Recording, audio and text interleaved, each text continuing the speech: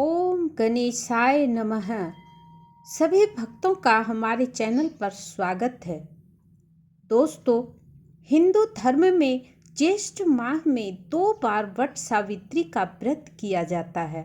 इस व्रत को लेकर अलग अलग जगहों पर अलग अलग मत होता है।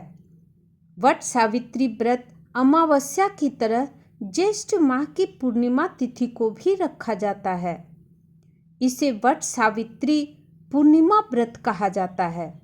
इस दिन सुहागिन महिलाएं पति की लंबी आयु और अच्छे स्वास्थ्य के लिए व्रत रखती हैं। तो चलिए मैं बताती हूँ कि इस साल सावित्री पूर्णिमा व्रत का शुभ मुहूर्त क्या है, पूजा की विधि क्या है। पंचांग के अनुसार ज्येष्ठ पूर्णिमा 21 जून को सुबह 7:32 से आरंभ हो रही है, जो कि 22 जून को सुबह 6:38 पर समाप्त हो जाएगी। ऐसे में वट सावित्री पूर्णिमा का व्रत 21 जून 2024 दिन शुक्रवार को रखा जाएगा। वहीं शुभ मुहूर्त है, लाभ चौघड़िया का शुभ मुहूर्त है सुबह 7:08 से 8:53 तक। अमृत चौघड़िया का मुहूर्त है 8:53 से 10:38 तक। वहीं शुभ चौघड़िया का मुहूर्त है दोपहर 12:23 से 2:07 तक। अब मैं आपको वट सावित्री व्रत के पूजा की विधि बताती हूँ। ब्रह्म मुहूर्त में उठकर सभी कामों से निवृत्त होकर स्नान करके साफ सुथरे कपड़े, रंग बिरंगे कपड़े पहनना चाहिए। इसके बाद 16 श्रृंगार कर लेना चाहिए। एक थाली में पूजा का सभी सामान एकत्रित करना चाहिए और उसके बाद एक कटोरी में हल्दी और चावल का पेस्ट ले लेना चाहिए। इसके साथ ही 14 पूड़ी और गुलगुले बना लें और सभी प्रकार के मौसमी फल ले लें। फिर एक थोड़ा सा भिगोया हुआ चना ले लें और एक कलश में स्वच्छ जल ले लें। उसके बाद किसी बरगद के पेड़ के नीचे, जो कि नज़दीक हो, उस बरगद के पेड़ के नीचे साफ सुथरा करके वहाँ पर आप बरगद के पेड़ के 7 पत्ते को तोड़कर वहाँ पर बिछा दें। उसके बाद अगर आपके पास सावित्री और सत्यवान का मूर्ति न हो, प्रतीक माता पार्वती के प्रतीक का मूर्ति न हो, तो आप उसमें कुछ जैसे सुपारी लेकर उसमें कलावा बांधकर उसी को प्रतीक के रूप में आप वहाँ पर रख सकते हैं और उसकी पूजा कर सकते हैं।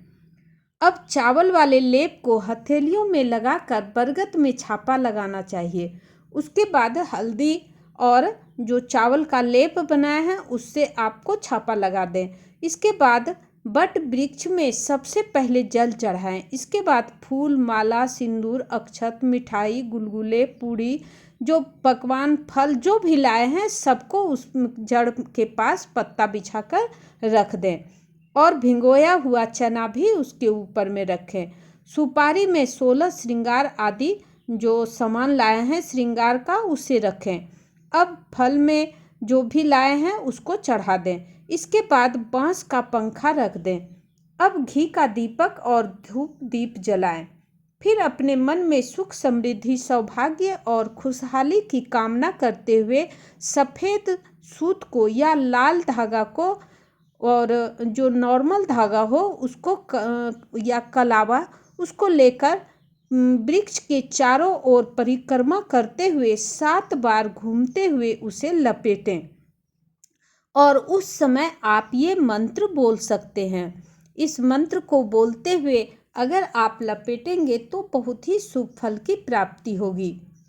यह मंत्र है: यानी कानी च पापानि जन्म जन्मांतर कृतानि च तानि सर्वाणि विनश्यन्ति प्रदक्षिणा पदे पदे। ये बोलते हुए आप 7 बार, 5 बार या अपनी श्रद्धा के अनुसार जितनी बार हो सके वृक्ष की चारों ओर परिक्रमा करना है। फिर अगर आपके पास धागा ज़्यादा हो गया हो तो आप उस धागा को वृक्ष पर ही खोस दें, लपेट दें कहीं पर। और या अगर कम हो गया हो तो उस पर दूसरी धागा को जोड़े नहीं, क्योंकि गांठ नहीं पड़ना चाहिए। अब आपको क्या करना है, जहाँ पर आपका धागा समाप्त हुआ है वहीं पर आपको धागा खोस देना है। इस तरह आपका परिक्रमा पूर्ण हो जाएगा, पूर्ण माना जाएगा। अब हाथ में भिगोए हुए जो चना है उसको लेकर वट सावित्री व्रत की कथा को पढ़ें या तो सुने। कथा समाप्त होने के बाद हाथ में जो चना है उसे वृक्ष पर चढ़ा दें। फिर सुहागिन महिलाएं माता पार्वती और सावित्री को चढ़ाए गए सिंदूर को 3 बार लेकर अपनी मांग में लगाएं। अंत में आरती करके भूल चूक की माफ़ी मांग लें।